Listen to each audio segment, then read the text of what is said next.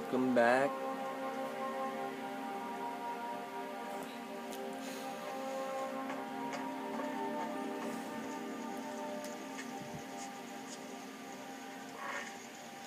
I'm gonna have a read of a book, and it's called Purloined Shadows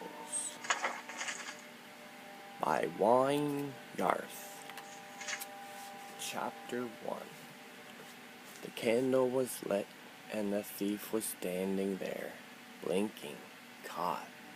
She was young, rather dirty, wearing ragged black clothes that were surely quite smart and expensive, weeks ago when she had stolen them from one of the city's best tailors. The look of surprise slipped from her face, and she took on a blank expression as she put the gold back on the table. "What are you doing here?" the man with the candle asked, stepping from the shadows.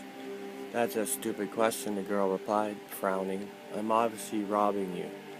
"Since nothing I have is missing," the man smiled, glancing at the gold on the table. "I would have to say that you're not robbing me. Attempting to rob me, perhaps. The question I have is why. You know who I am, I assume. You didn't just come in through an unlocked door." "I've stolen from everyone else. I've taken soul gems from the Mages Guild. I've robbed the treasury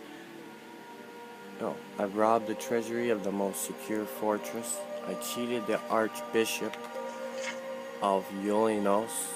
I even pickpocketed the Emperor Pelagus at his coronation. I thought it was your turn." "I'm flattered," the man nodded. "Now that your ambition has been thwarted, what will you do? Flee? Perhaps retire?" "Teach me," the girl replied, a little grin finding its way unconsciously on her face. "I picked all your locks. I slipped past all your wards. You designed them. You know how difficult that was for someone without training? I didn't come here for 6 gold pieces. I came here to prove myself. Make me your student." The master of stealth looked at the little girl burglar. "Your skill is not in need of training. Your planning is adequate, but I can help you with that. What is without hope is your ambition. You are past stealing for your livelihood. Now you steal for the pleasure of it, for the challenge. That's a personality trait which is incurable and will lead you to an early grave. Haven't you ever wanted to steal that which can't be stolen?" the girl asked. "Something that would make your name known forever?" The master did not answer. He only frowned. "Clearly I was fooled by your reputation." She shrugged and opened the window. "I thought you might want a willing accomplice on some great act of thievery which would go down in history. Like you said, my skill at planning is only adequate. I didn't have in mind an escape route, but this will have to do." The burglar slipped down the sheer wall, dashed across the shadowy courtyard, and within a few minutes was back at her room in the rundown tavern. The master was waiting for her there, in the dark. "I didn't see you go past me," she gasped. "You turned on the street when you heard the owl call," he replied. "The most important tool in the thieves' repertoire is distraction, either planned or improvised. I suppose your lessons have begun. And what is the final test?" the girl smiled. When he told her, she could only stare. She had, it seemed, not misunderstood his reputation for daring. No, if at all. Chapter 2. For the week leading up to the 8th of Heartfire, the skies above Rindale were dark and alive as clouds of crows blotted out the sun. Their guttural squawks and groans deafened all. The peasants wisely bolted their doors and windows, praying to survival that most unholy of days. On the night of the summoning, the birds fell silent, their black, unblinking eyes following the witch's march into the glen. There were no moons to light the way, only the leader's single torch in the gloom. Their white robes appeared as indistinct shapes, like the faintest of ghosts. A single tall tree stood in the middle of the clearing, every branch thick with crows watching the procession without moving. The lead witch placed the torch at the base of the tree, and her 17 followers formed a circle, and began their slow, strange, wailing chant. As they sang, the glow of the torch began to change. It did not diminish at all, but its color became more and more gray, so it seemed a pulsating wave of ash had fallen on the witches. Then it grew darker still, so that for a moment, though the fire yet burned, it was darkest night in the forest. The penumbra continued until the torch was burning with a color without a name, emptiness beyond mere blackness. It cast a glow, but it was an unnatural scintillation falling on the witches. Their robes of white became black. The dumber among them had eyes of green and ivory white flesh. The Nords appeared black as coal, the crows watching overhead were as pure white as the witches' cloaks. The Daedra Princess Nocturnal stepped out of the pit of uncolor. She stood in the center of the circle, and the tree of pallid crows her throne, aloof as the witches continued their chanting, dropping their robes to prostrate themselves naked before their great mistress.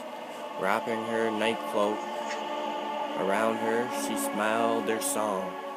It spoke of her mystery, of veiled beauty, of eternal shadows, and a divine future when the sun burns no more. Nocturnal let her cloak slide from her shoulders and was naked. Her witches did not raise their head from their ground, but continued their hymn of darkness. Now, said the girl to herself, she had been up in the tree all day, dressed in a ridiculous suit of mock crows. It was uncomfortable, but when the witches had arrived, she forgot all her aches and concentrated on being perfectly still. Like the other crows in the tree, it had taken considerable planning and study between her and the Master of Stealth to find the glen, and to learn what to expect in the summoning of Nocturnal. Gently, silently, the burglar eased herself down the branches of the tree, coming closer and closer to the Daedra Princess. She let herself break her concentration for just a moment, and wondered where the master was. He had been confident in the plan. He said that when Nocturnal dropped her cloak, there would be a distraction, and it could be quickly taken in that instant, provided the girl was in position at the precise right moment. The girl climbed along the lowest of the branches, carefully pushing aside the crows that were, as the master said, transfixed by the princess and her naked beauty. The girl was now close enough, if she only reached out her arm, to touch Nocturnal's back. The song was rising to a crescendo, and the girl knew that the ceremony would soon be over. Nocturnal would clothe herself before the witches ended the chant, and the chance to take the cloak would be over. The girl gripped the tree branch tightly as her mind raced. Could it be that the master was not here at all? Was this conceivably the entire test? Was it only to show that it could be done, not to do it? The girl was furious. She had done everything perfectly, but the so-called Master of Stealth had proven himself a coward. Perhaps he had taught her a little in the months that it took to plan this, but was it worth it? Only one thing made her smile. On that night when she had stolen into his stronghold, she had kept one single gold piece, and he had never suspected it. It was symbolic as stealing the cloak of Nocturnal in its way, proving that the master thief could be robbed. The girl was so lost on her mind that she thought she imagined it for a moment, when a man's voice yelled out from the darkness, "Mistress!" The next word she knew, she didn't imagine. "Mistress, a thief, behind you!" The witches raised their heads and screamed, ruining the sanctity of the ceremony as they charged forward. The crows awoke and burst from the tree in an explosion of feathers and toad-like cries. Nocturnal herself whirled around, afflicting the girl with her black eyes. "Who art thee who dares profane?" the princess hissed as the pitch shadows flew from her body, enveloping the girl in their lethal chill.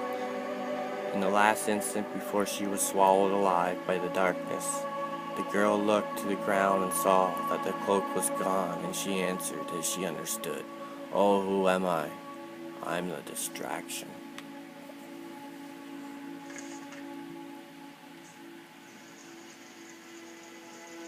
That's that book. Okay. I'm going to go talk to the Jarl of Falkreath.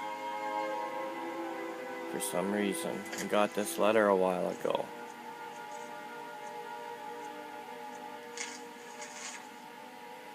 Allow me to introduce myself. My name is SKYRIM, and I have the honor to be Jarl of the proud and ancient city of Falkreath.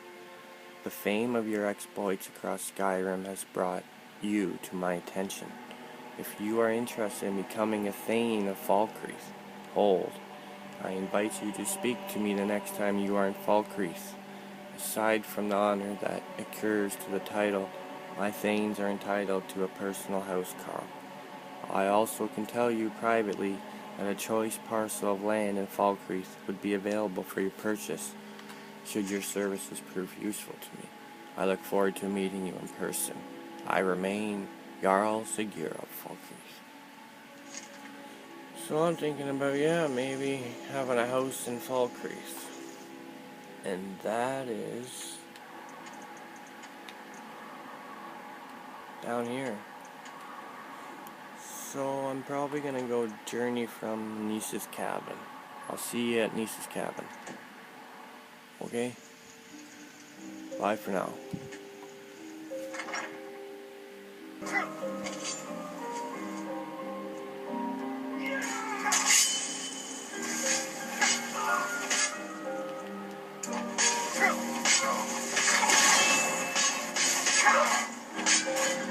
Belongs to us.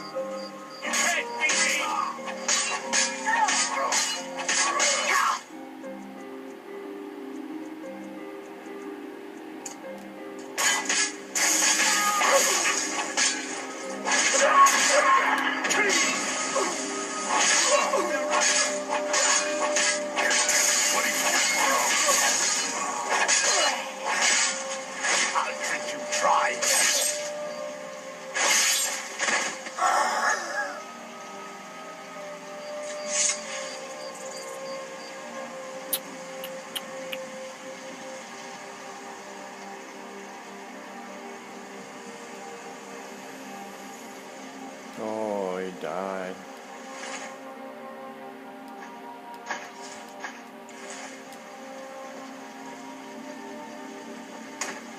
Careful with that.